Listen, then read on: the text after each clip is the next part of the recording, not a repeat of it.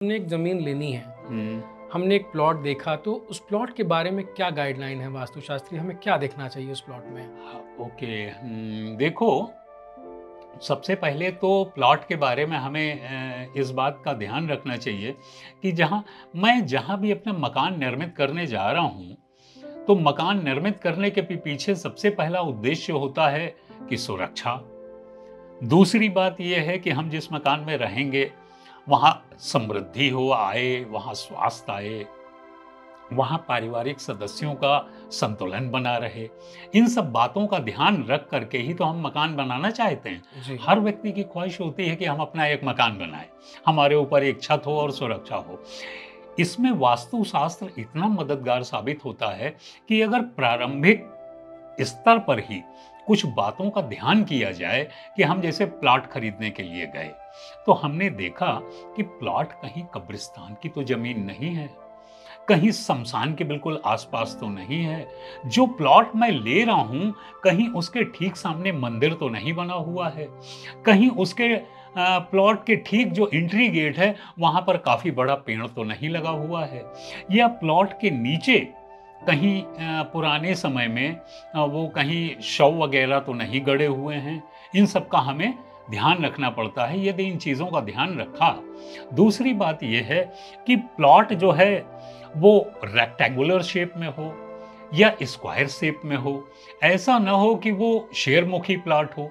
शेरमुखी plot बड़ा हानिकारक होता है। जैसे आपने देखा होगा कि शेर का मुख आगे काफी चौड़ा और पीछे आके जरा उसका गर्दन तक आके पतला हो जाता है।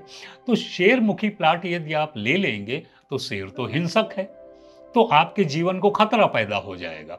इसी तरह से मान लिया कोई प्लॉट रेक्टेंगुलर नहीं है जी। या स्क्वायर शेप में नहीं है, परंतु शेरमुखी हो तो शेरमुखी आपको नहीं लेना है, वो बड़ा हानिकर रहेगा। या शेरमुखी को हम रेक्टेंगल या स्क्वायर में कन्वर्ट कर लें, थोड़ी जमीन का त्याग उसमें करना पड़ेगा। और इसी तरह से कि हमें ये ध्यान रखना है कि प्लॉट अगर गोमुखी है, गोमुख का अर्थ आप समझते होंगे।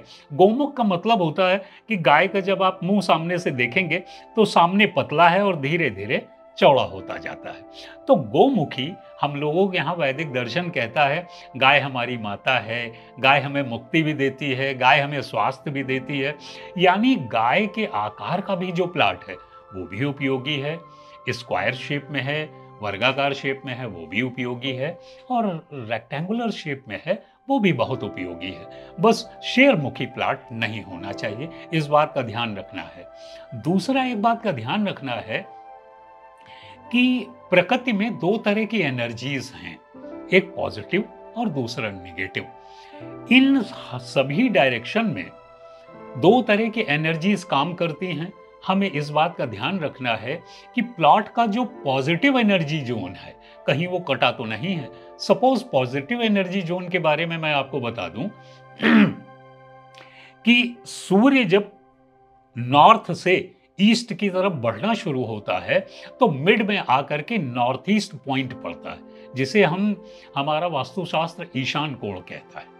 जी। ईशान कोण इतना महत्वपूर्ण कोण है कि ये यहीं से धीरे धीरे ईस्टर्न होराइजन पर प्रकाश का बढ़ना शुरू हो जाता है।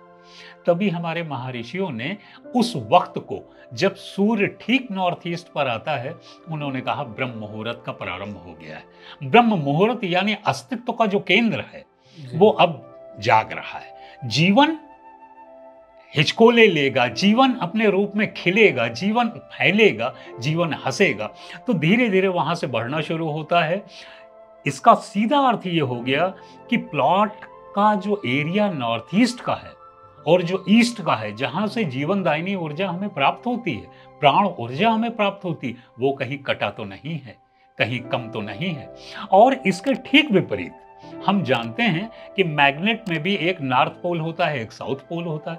वैसे ही एक पॉजिटिव एनर्जी और जस्ट सेम प्रोपोर्शन में पॉजिटिव एनर्जी के कॉम्प्लीमेंट्री पोलर एक्सिस पर निगेटिव एनर्जी भी होती है, जिसे हम साउथ वेस्ट डायरेक्शन कहते हैं। इसे हम नैऋत्य कोण भी हिंदी में कहते हैं। तो हमें ये देख लेना है कि साउथ वेस्ट कहीं ज़्यादा बढ़ा हुआ तो नहीं है। एक्चुअली अगर मैं ज्योतिष की भाषा में वास्तु को थोड़ा सा आपको समझाने की कोशिश करूं, तो नॉर्थ ईस्ट से लेकर के और साउथ वेस्ट के बीच का जो ये एंगल है, ये राहु केतु का एंगल है। और ईस्टर्न होराइजन से हम जन्म लेते हैं, अस्तित्व जन्म लेता है, सूर्य आता है, जीवन जाग उठता है। हम जो जन्म लेते हैं वो अपने प्रारब्ध के साथ जन्म लेते हैं और फिर धीरे धीरे हमारा जीवन निगेटिव की तरफ बढ़ता है।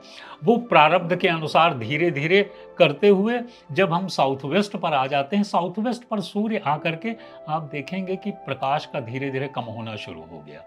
यानी नॉर्थ ईस्ट से जीवन उठना शुरू हुआ प्रारब्ध को लेकर के, और फिर धीरे धीरे पुरुषार्थ ने हमें वहां तक की यात्रा करानी है, पूरी वहां तक की यात्रा करानी। और ये आप देखोगे कि ज्योतिष में भी ईस्टर्न होराइजन से लेकर के और जो साउथ वेस्ट डायरेक्शन है वहां पर 7वां और 8वां भाव कनेक्ट हो जाता है।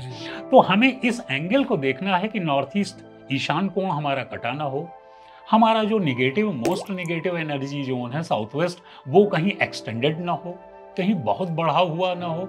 अगर वो बढ़ता है तो आप समझ सकते हो कि निगेटिव एनर्जी वहां उस प्लॉट में ज्यादा है, पॉजिटिव एनर्जी हमारी कट गई है। तो इस बात का हमें ध्यान रखना है कि पॉजिटिव एनर्जी जोन भी स्टेबल रहे और निगेटिव एनर्जी जोन वो एक्सटेंशन ना होने पाए उसका, नहीं तो फिर हमारे लिए तकलीफ देह हो जाएगा।